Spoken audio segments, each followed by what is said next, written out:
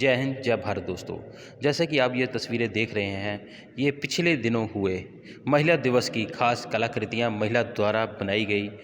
Art की बात करूं तो आर्ट एक ऐसी कला है जो अपने सोच के सागर में डूबी ऐसी ऐसी अपनी छवि, ऐसे ही अपने मन की बातें एक पर्दे पर, एक कागज़ पर, एक कैनवस पर उतार के दिखाई जाती हैं। मैं उस कला की बात कर रहा हूँ जिसमें शब्द नहीं होते पर तस्वीरें बोलती हैं। ये ऐसी कला है जो आप तस्वीरों में देख रहे हैं, इनमें शब्द तो नहीं दिखेंगे लेकिन तस्वीरें ज़रूर कुछ ना कुछ बोलती हैं। तो ये कला मंदिर जहाँ पर मैं दिखा रहा हूँ आपको, केटी कला केंद्र, यहाँ पर पिछले दिनों जैसा कि वुमेंस डे पे खासकर महिलाओं द्वारा बनाई गई कलाकृतियाँ आपको दिखाई जा रही हैं। और यहाँ पर हम खास तौर से एक आर्टिस्ट से भी आपको रूबरू करवाएंगे जिनकी कलाकृति खास आकर्षण का केंद्र रही। इसके पीछे भी एक बहुत बड़ा संदेश है और संदेश जनहित में है, उसको लेकर भी आज हम बात करेंगे। तो हमारे साथ क्रिस्टल ग्लिट्स के एमडी नेहा महाजन मौजूद हैं, जो कि कला के केंद्र में भी इनका काफ़ी अच्छा हाथ और नाम भी है। तो इन्होंने ये जो पेंटिंग बनाई है, ये अपने आप में कुछ बयां कर रही है। बस निगाहें देखनी चाहिए, निगाहें ऐसी होनी चाहिए जो इसको पढ़ सके। तो हम इनसे मुखारबिन से जानेंगे कि इस पेंटिंग में किस संदेश और क्या बातें करती है पेंटिंग। हमारे दर्शकों से ये बताएंगे आप।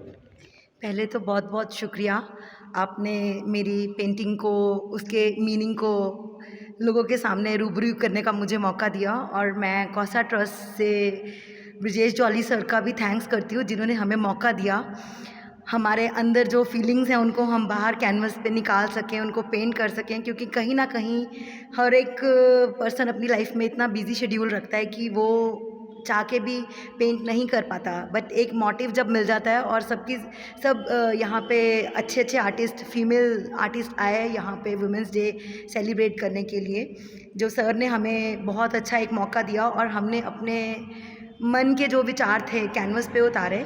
मैंने ये जो पेंटिंग बनाई है, इसमें मैंने एक सिजेरियन चाइल्ड बनाया है, क्योंकि मुझे ये लगता है कि एक औरत के बहुत सारे रूप हैं, लेकिन एक जो माँ का रूप है वो सबसे खूबसूरत है उस औरत का। और जब तक एक औरत माँ नहीं बनती है, वो खुद में इनकम्प्लीट है। और एक माँ अपने बच्चे को पैदा करने के लिए, इस दुनिया में लाने के लिए बहुत सारी मुश्किलों का सामना करती है। और ख़ास करके जब एक सिजेरियन चाइल्ड हो, उस टाइम पे एक मदर को बहुत कुछ फेस करना पड़ता है। बट उसकी फिगर भी ख़राब हो जाती है मदर की सिजेरियन चाइल्ड से।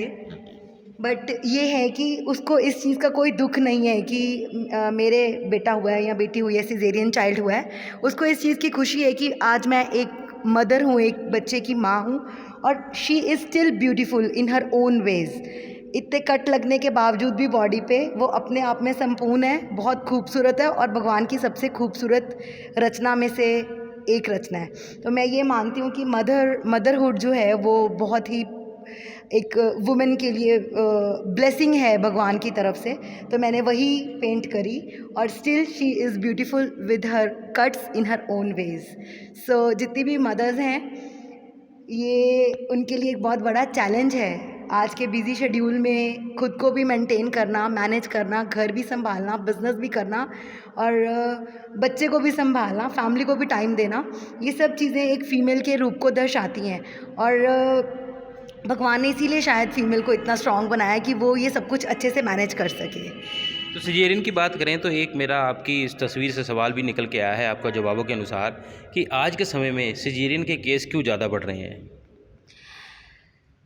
बहुत सारी चीज़ें ऐसी है, क्लाइमेटिक फैक्टर्स, हमारी डाइट, हमारा रहना सहना, बहुत सारे चेंजेस आ चुके हैं। पहले जो हमारे ग्रैंड मदर्स होते थे उनमें स्टैमिना बहुत ज़्यादा होता था क्योंकि उनकी डाइट्स बहुत प्योर होती थी। तो आज की डेट में या तो आप कह लीजिए कि ना तो डॉक्टर्स में इतनी पेशेंस है और ना ही मदर्स में इतनी पेशेंस है कि वो इतनी पेन ले सकें। डॉक्टर्स भी कई बार कह देते हैं कि सिजेरियन ही होगा।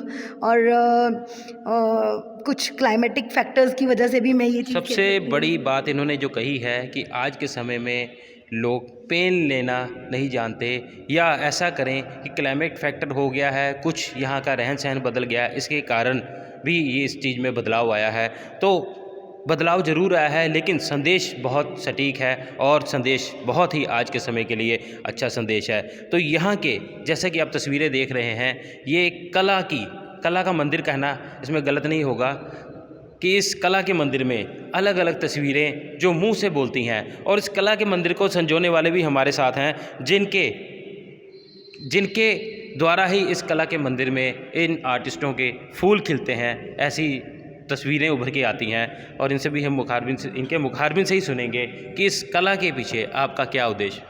देखिए जी, 2011 में केटी कला अमृतसर में खुली है।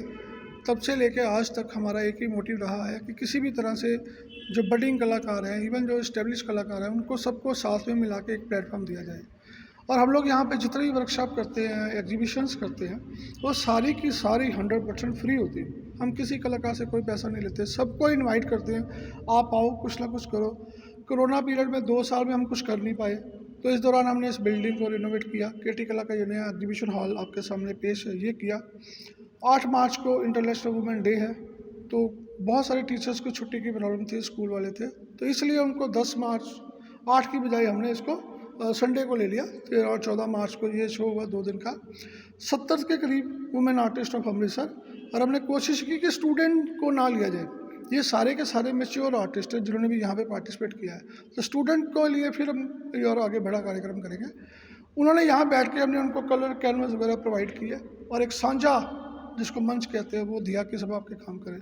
अभी आपने कुछ आर्टिस्टों से और भी बात की है, तो अगर आप जानेंगे तो सबके मन में एक भाव यही है कि जो उनको प्लेटफॉर्म कहीं नहीं मिलता इकट्ठे होकर काम करने का, तो ये केटी कला का सबसे बड़ा मोटिव है। मैं तो इनवाइट करता हूँ सबको कि आप आया करें। कितनी अच्छी अच्छी पेंटिंग्स हमारे यहाँ ऊपर डिस्प्ले हैं। बड़े नामवर कलाकारों की पेंटिंग, जो इंटरनेशनल कलाकार हैं, उनकी पेंटिंग डिस्प्ले में है, और यहाँ पे बडिंग आर्टिस्टों की पेंटिंग, लोकल आर्टिस्टों की पेंटिंग। तो आप आइए, हमेशा केटी कला आपके लिए खुली है, प्लीज़ डू कम। तो कहाँ कहाँ से आर्टिस्ट आपके पास आते हैं?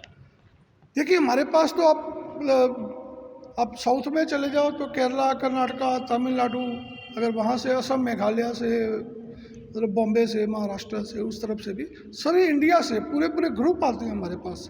अभी भी मैं अगर बताना चाहूँ तो नेक्स्ट संडे 20 तारीख को भी एक सीनियर आर्टिस्ट वर्कशॉप है, उसके बाद 27 मार्च को एक हमारा शो है, फिर एक बड़ा दिल्ली से एग्जीबिशन आ रही है 14, 15, 16 अप्रैल को आ रही है, फिर एक वाराणसी से ग्रुप आ रहा है 40 आर्टिस्टों का, वो अप्रैल एंड में शो है। तो यहाँ पूरे इंडिया से सारे वेलकम है, इवन यहाँ बांग्लादेश से भी कुछ आर्टिस्ट अपना शो करते हैं, तो सबके लिए खुली है केटी कला। तो जैसे कि आपके आर्टिस्ट जो वर्कशॉप लगती है, खासा टाइम होता है या आप अपने आर्टिस्ट के हिसाब से उसके वर्कशॉप मैनेज करते हैं, और उसका कोई एजेंडा भी रखा जाता है कि इसी उद्देश्य पे आर्ट होनी चाहिए? नहीं, ये मैं इस पे सहमत नहीं हूँ बिल्कुल भी। मैं, क्योंकि आर्टिस्टों को अगर आप बांध दोगे कि इस सब्जेक्ट पे काम करो, ऐसा करो, तो वो ये आपके, जब आप एकेडमिक काम करते हो, आप एमए के स्टूडेंट हो, मैं भी एमए गोल्ड मेडलिस्ट हूँ फाइन आर्ट में, एग्ज़ाम लेने जाता हूँ यूनिवर्सिटीज़ में, चेक करता हूँ, तो वहाँ तो एक पर्टिकुलर वो एक सिलेबस होता है। लेकिन जब आप फ्रीलांस काम कर रहे हो, जब आप आर्टिस्ट बन गए हो, तो फिर वो आर्टिस्ट को बांधना अच्छी बात नहीं है। जो उसके मन में आता है वो बनाए, मैं तो इस सब पे हूँ। तो बहुत बड़ी बात है कि आर्टिस्ट को बांधना चाहिए। आर्ट अक्सर सोच के समुद्र से निकले वो मोती होते हैं, जिनसे हम कहें तो वो कला के द्वारा दर्शाए जाते हैं, कला के द्वारा बतलाए जाते हैं। समझना इनको ज़रूरी होता है, समझने वाले की समझ होती है और सोच होती है। लेकिन एक कला जो होती है, कलाकार की आत्मा होती है, उसकी आत्मा की वो बातें होती हैं जो उसके हाथों द्वारा रंग से उतारी जाती हैं कैनवस पर, या उसकी कलम द्वारा कागज़ पर लिखी जाती हैं। तो एक आर्टिस्ट की कभी कोई मर्यादा नहीं होती, एक आर्टिस्ट की सोच होती है, जो कि सोच का सागर बहुत बड़ा है, और सागर में क्या संदेश आता है ये तो आर्टिस्ट की कलम या उसका कैनवस ही बताता है। तो लाइव भारत की इस तरह की खबर के साथ जुड़े रहें। दोबारा फिर से हम ऐसी ही खबर के साथ रूबरू होंगे। बने रहें लाइव भारत के साथ। कैमरामैन सुखविंदर कोहली के साथ कैलाश प्रजापति की रिपोर्ट।